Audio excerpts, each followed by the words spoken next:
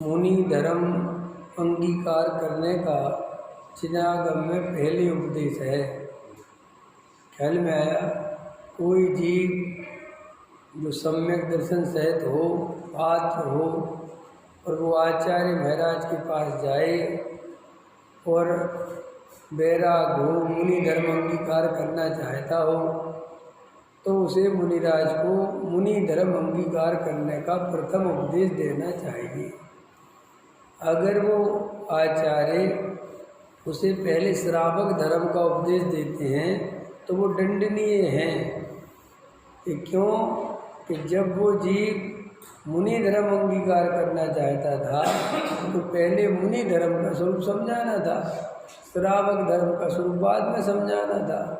जब वो जीव कहे, मुनि धर्म का स्वरूप सुने और कहे कि साहब इतनी कठोर साधना, ये अंगीकार करना, नग्न दिगंबर होना भी तो मेरे अंदर में नहीं हो सकता, तो फिर उसको श्रावक धर्म का उपदेश दे।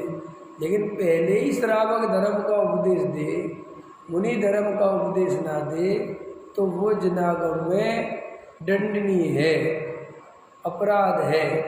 जनागम की ऐसी पद्धति नहीं है। जो जीव सम्यक दर्शन सहित हो, वस्तु स्वरूप समझते हो, असली वैराग्य से ओतप्रोत हो और मोक्ष मार्ग में आगे बढ़ना चाहते हो, और वो आचार्य भगवंत से दीक्षा की स्वरूप की समझने की प्रार्थना करके दीक्षा लेना चाहते हो, तो उन्हें दीक्षा देना ही, उनका उपदेश देना ही श्रेष्ठ है। लेकिन इसका अर्थ ये नहीं है कि साहब पहले मुनि धर्म का उपदेश देना चाहिए, इसलिए चाहे जिसको दीक्षा दे दो। कोई भी आए और कहे साहब शास्त्र में लिखा है कि पहले तो मुनि धर्म, इसलिए हम तो मुनि धर्म अंगीकार करेंगे, तो ऐसे चाहे जिसको दीक्षा देना भी जनागम में नहीं लिखा। फिर क्या पद्धति है कि उत्तम पात्र जानकर, उसकी योग्यता जानकर, भली भांति उसकी परीक्षा कर कर उसे मुनि धर्म देते हैं, और सम्यक दर्शन के बिना तो बिल्कुल नहीं देते। क्योंकि सम्यक दर्शन उसका आधार है। अगर उसे आत्मा का स्वरूप ही पता नहीं है, उसे इस आत्मा की कोई असलियत में श्रद्धा नहीं है, उसे अभी 6 द्रव्यों का सब सच्ची श्रद्धा नहीं, 7 तत्व की सच्ची श्रद्धा नहीं, तो उसे कैसे मुनि धर्म अंगीकार कराया जा सकता है?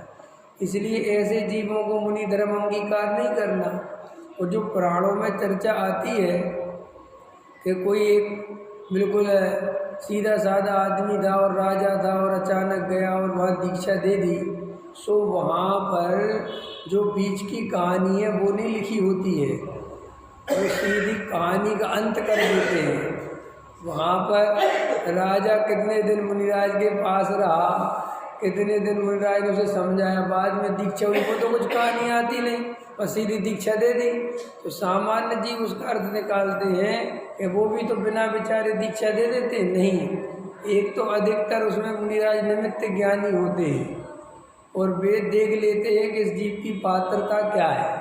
तो अब वर्तमान में तो वैसा निमित्त ज्ञान है नहीं, और छल कपटी मायाचारी लोग ज़्यादा हो रहे हैं। कोई घर से भाग के आ रहा है, कोई लड़के आ रहा है, कोई कर्जा लेके आ रहा है, किसी ने किसी लड़की से प्रेम हो गया, शादी करना चाहता था, नहीं हुई तो साधु बनने आ रहा है, कोई ब्रह्मचारी बनने आ रहा है।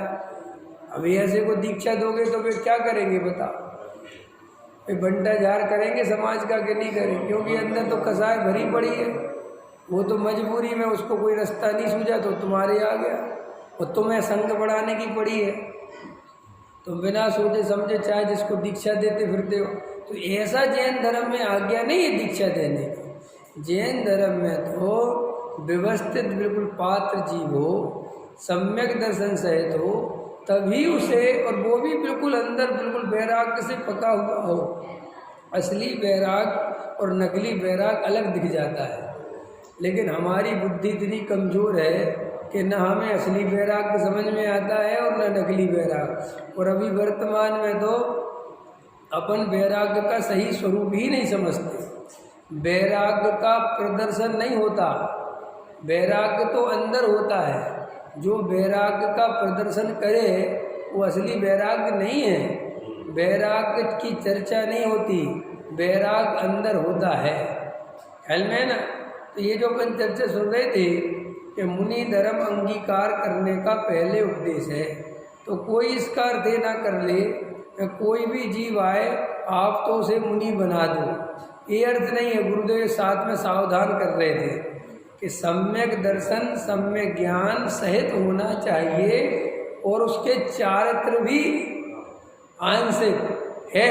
अब वो चलता है कि मुझे अब संसार में नहीं रहना, लेकिन कोई अज्ञानी जीव चलता है, भावुकता में कहता है, उससे पूछो कि आत्मा का क्या स्वरूप है, कि हमें कुछ नहीं पता, हमें तो मुनि बनना है, हम तो बाद में समझेंगे, ऐसा नहीं। ठीक है, तो ये चर्चा थी। और फिर अगर वो नहीं हो तो फिर गृहस्थ श्रावक धर्म का उपदेश देना। और निश्चय रत्नात्रय पंचम स्थान वाले के भी होता है, और आंशिक निश्चय रत्नात्रय चौथे गुण स्थान वाले के पास भी होता है। कई लोग ऐसा कहते हैं कि निश्चय रत्नात्रय तो केवल मुनिराज के पास होता है, सो वो मिथ्या है, ऐसा नहीं है।